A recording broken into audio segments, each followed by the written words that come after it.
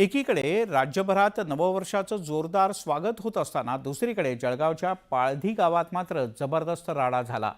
राज्याचे पाणीपुरवठा मंत्री गुलाबराव पाटील यांचं पाळधी हे मूळ गाव। गुलाबराव पाटील यांच्या पत्नी कारमधून जात असताना कारचा धक्का लागल्यावरून दोन गटात वाद झाला। या वादानंतर राड्याला सुरुवात झाली। या वादात पाळधी गावातील 3 ते 4 दुकानं पेटवून देण्यात आली, तर काही दुकानांची तोडफोड सुद्धा केली गेली। 4 ते 5 चारचाकी वाहनं सुद्धा जमावानं पेटवून दिली। सर्वसामान्य दुकानदारांचं यात मोठं नुकसान झालंय।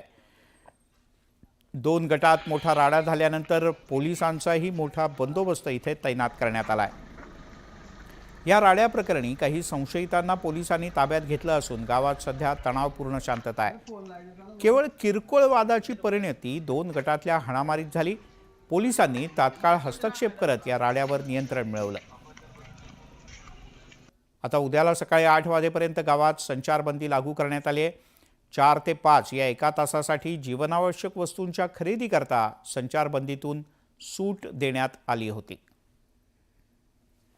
ज्यावेळेस घटना झाली तात्काळ प्रभाव निर्देश दिले। या ठिकाणी पोलीस विभाग आणि महसूल विभाग संयुक्तपणे स्थानिक प्रशासनाच्या मदतीने लोकांना या ठिकाणी शांतता कशी राहील यासाठी प्रयत्न करत आहे। आणि जे काही दुकानाचं नुकसान झालं या संदर्भात माननीय जिल्हाधिकारी महोदयांच्या निर्देशानुसार पंचनामे करण्याची कारवाई सुरू आहे। साधारण किती दुकानांचं नुकसान झालं? 13 दुकानं आहेत आणि काही वाहनं आहेत। आणि दुकानांमध्ये जो माल आहे त्याच्या संदर्भात त्या ठिकाणी त्या संबंधित जे दुकानदार आहेत यांच्याशी चर्चा करून आज जे काही वस्तू आहे त्यानुसार जे प्रत्यक्ष दिसून येतं त्यानुसार पंचनामे केले जातात। त्यामध्ये आपण आत्तापर्यंत 7 लोकांना अटक केलेली आहे। पाळधी या गावामध्ये काही कालावधीकरता आपण कर्फ्यू लावलेला होता।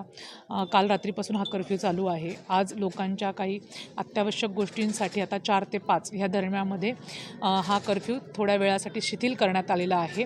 या दरम्यान जी लोकं आहेत ते आपल्या ज्या अत्यावश्यक गोष्टी आहेत त्यांच्या खरेदीसाठी बाहेर पडू शकतात। 5 वाजेनंतर परत उद्या सकाळी 8 वाजेपर्यंत सदरचा कर्फ्यू हा चालू राहणार आहे।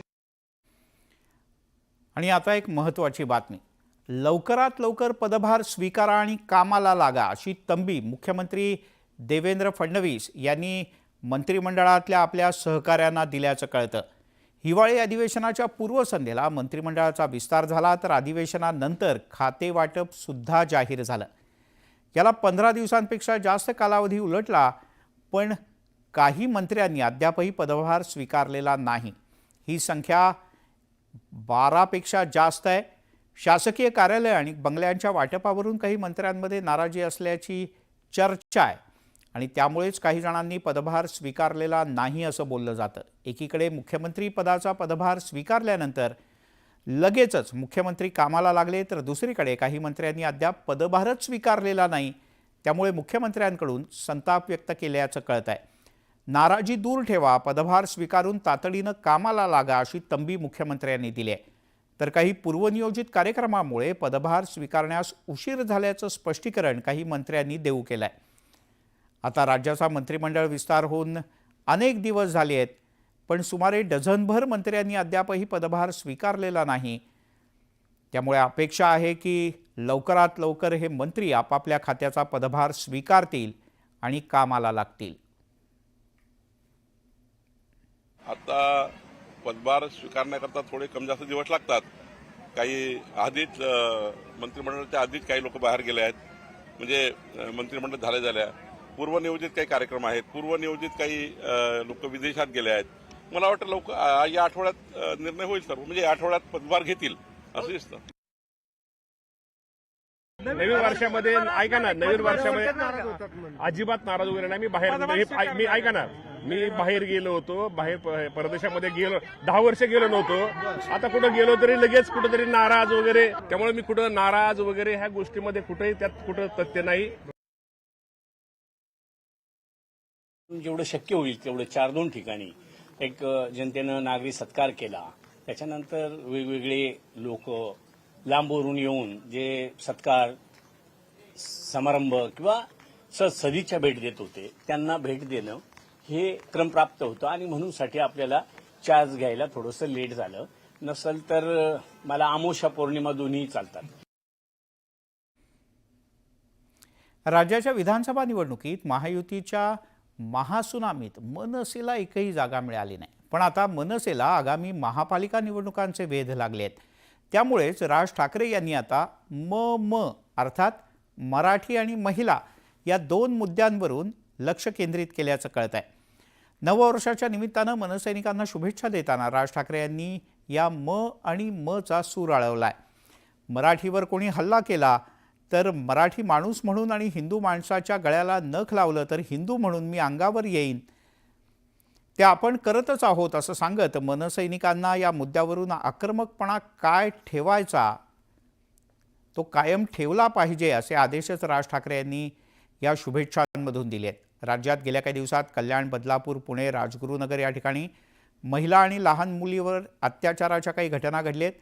राज्यातील महिला सुरक्षेच्या मुद्द्यावर राज ठाकरे यांनी मनसैनिकांना जागते रहो असा सल्लाही दिलाय.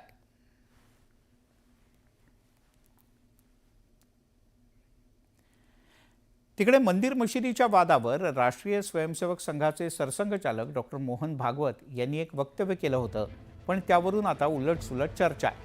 संघाच्या पांचजन्य या मुखपत्रातून याबद्दल आता स्पष्टीकरण देण्यात आलंय. पांचजन्यमधून डॉक्टर मोहन भागवत यांच्या भूमिकेचं समर्थन करण्यात आलंय. यापुढे देशात मंदिर आणि मशिदीच्या नावाखाली वाद होणं योग्य नाही. राम मंदिर करोडो भाविकांच्या आस्थेचा विषय होता. आता मंदिराचं निर्माण झालंय. यापुढे मंदिर मशीद या संदर्भातले वाद होणं योग्य नसल्याचं सरसंघचालक म्हणाले होते. पण सरसंघचालकांच्या या विधानावरून वाद निर्माण झाला.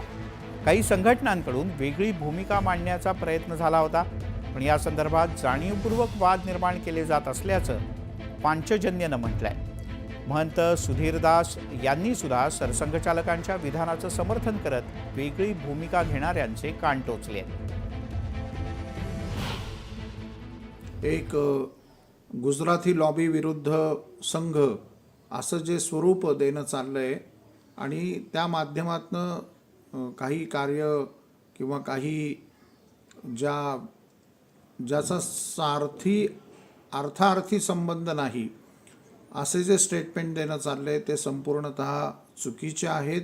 अशा पद्धतीचे फुलिश आणि चाइल्डिश वक्तव्य करण्याइतके आपण मोठे नाही याचा आपण भान ठेवला पाहिजे.